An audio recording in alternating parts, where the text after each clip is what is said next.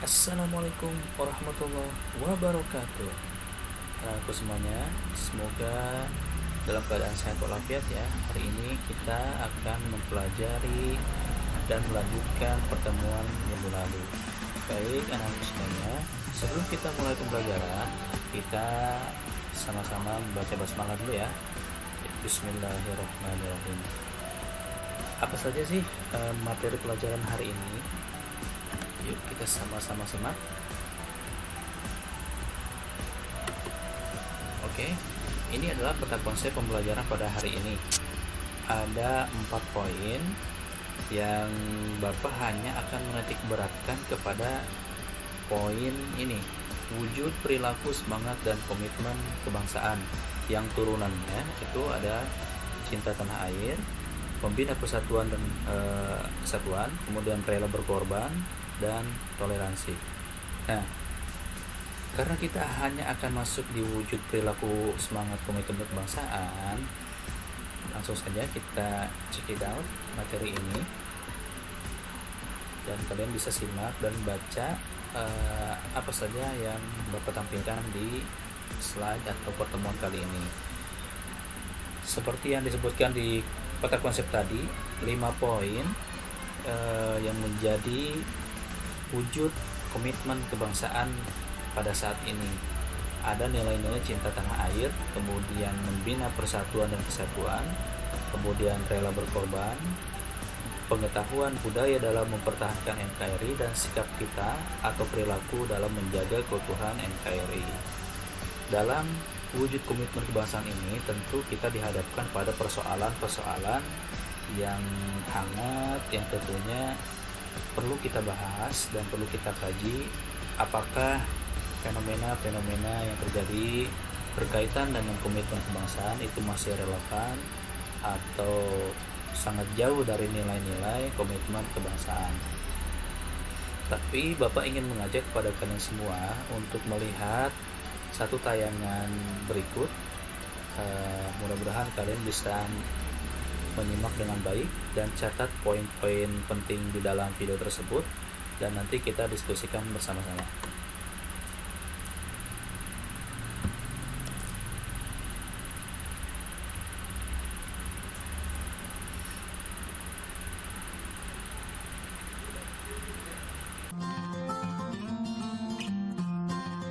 Berangkat dari keinginan untuk menyediakan tempat ibadah bagi wisatawan, berdirilah Kompleks Puja Mandala ini.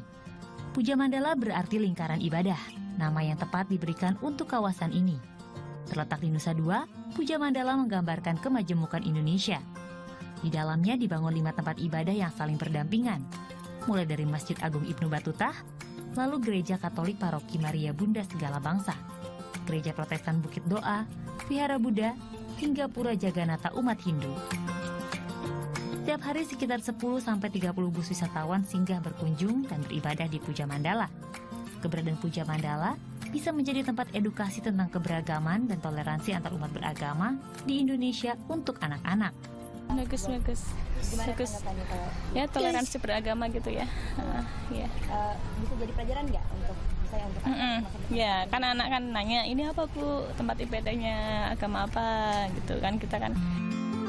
Semangat kebersamaan di Puja Mandala bisa jadi inspirasi. Tidak pernah ada konflik yang terjadi, walau kegiatan keagamaan dilakukan dalam waktu yang bersamaan. Puja Mandala hanyalah miniatur kecil dari banyaknya keberagaman yang ada di Indonesia. Tempat ini juga menjadi contoh bahwa perbedaan yang ada bisa hidup berdampingan dengan damai. Keharmonisan dalam perbedaan di Puja Mandala dijaga dengan baik. Para pemuka masing-masing agama pun tak segan berpartisipasi dalam kegiatan umat agama lainnya. Seperti dalam perayaan ulang tahun Gereja Protestan Bukit Doa ini. Acara ini dihadiri semua pemimpin agama lain yang ada dalam Kompleks Puja Mandala. Sehingga bagi saya mengundang sebanyak mungkin saudara-saudara, khususnya pemimpin-pemimpin, lalu mengadakan aksi-aksi, kegiatan-kegiatan sosial menjelang ulang tahun gereja adalah momen penting untuk menunjukkan bahwa memang kita adalah satu. Nah, dalam video tersebut kita bisa saksikan bahwa satu potret toleransi yang ada di sana. Kita tahu mungkin yang sudah pernah ke Bali, di tempat tersebut ada 5 5 tempat ibadah dalam satu komplek yang di dalamnya ada masjid, ada gereja, ada vihara, ada tempat ibadah lainnya, yang dalam pelaksanaan ibadah masing-masing tidak ada konflik, tidak ada perpecahan, yang ada adalah persatuan, toleransi, dan semangat kebersamaan. Tentu itu adalah contoh yang baik, karena memang harus dibutuhkan dalam kondisi negara yang seperti ini.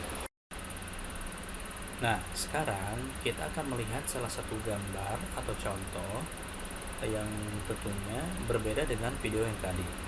Kalau kita lihat di dalam video sebelumnya, itu adalah contoh toleransi yang terjadi. Sekarang kita lihat gambar ini. Oke, ini adalah gambarnya. Ini tentu contoh yang bertolak belakang dengan video yang Bapak tampilkan sebelumnya. Ini ada contoh penolakan terhadap pembangunan masjid, kemudian ini ada penolakan terhadap pembangunan gereja di Yasmin Bogor, dan ada suatu bentrokan. Memang contoh yang Bapak tampilkan memang sudah lama, namun ini perlu diperlihatkan karena ini adalah titik atau merupakan salah satu bentuk ancaman ya, apabila kita abai tentu ini bisa meluap dan bisa menimbulkan kerusuhan yang seperti ini. Dan ini lebih parah sampai terjadi kerusakan, mobil kebakaran, gedung hancur, dan tentunya menyebabkan kerugian harta benda yang sangat banyak. Nah, kalau sudah terjadi seperti itu, terjadi bentrokan, terjadi kekacauan, di mana nilai toleransi?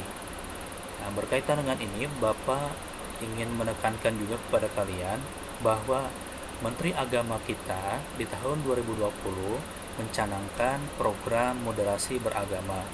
Dalam kehidupan umat beragama, Bapak Menteri kita mengedepankan konsep moderasi beragama, yaitu sikap yang tidak berlebih-lebihan, sikap yang tidak condong ke arah ekstrim atau radikal, tidak ekstrem kiri atau kanan. Kita berada di tengah-tengah, harus adil, harus berimbang, dan tidak condong kepada kepentingan-kepentingan. Dengan demikian, apabila kita paham konsep moderasi beragama, paham akan konsep toleransi, tentunya dalam kehidupan umat beragama ataupun dalam kehidupan bermasyarakat, berbangsa, dan bernegara, tentu akan menjadi ukhuwah wasatiyah yang diharapkan oleh kita semua. Dan untuk yang terakhir,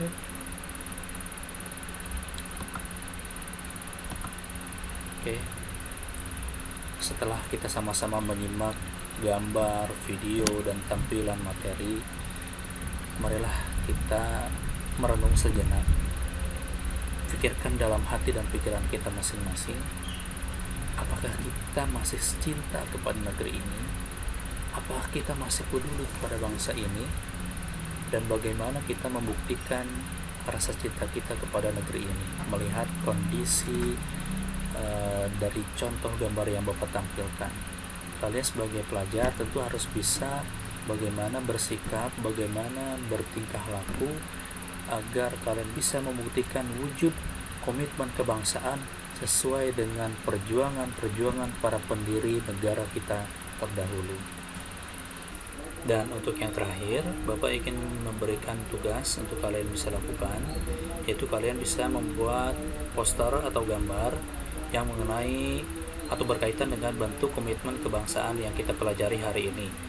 Karya yang kalian buat itu mengacu pada nilai-nilai toleransi, rela berkorban, nasionalisme, dan nilai-nilai positif yang lainnya. Dan tentu kalian semua juga punya medsos atau media sosial, baik itu Instagram, Facebook, Twitter, atau Pinterest, dan lain sebagainya. Kalian bisa upload di media sosial kalian. Kemudian nanti tugas-tugas tersebut akan menjadi karya yang terbaik bagi kalian, yang tentunya bisa dilihat oleh banyak orang. Dan yang terakhir adalah kita akan bermain Kahoot, dan ini linknya. Untuk lebih lengkapnya nanti kita akan buka sama-sama aplikasi Kahoot-nya. Kita akan main challenge di situ, main siapa yang paling tertinggi skornya. Tentunya Bapak akan tutup dulu pertemuan hari ini. Kurang lebihnya mohon maaf. Wabillahi taufiq wal hidayah. Wassalamualaikum warahmatullahi wabarakatuh.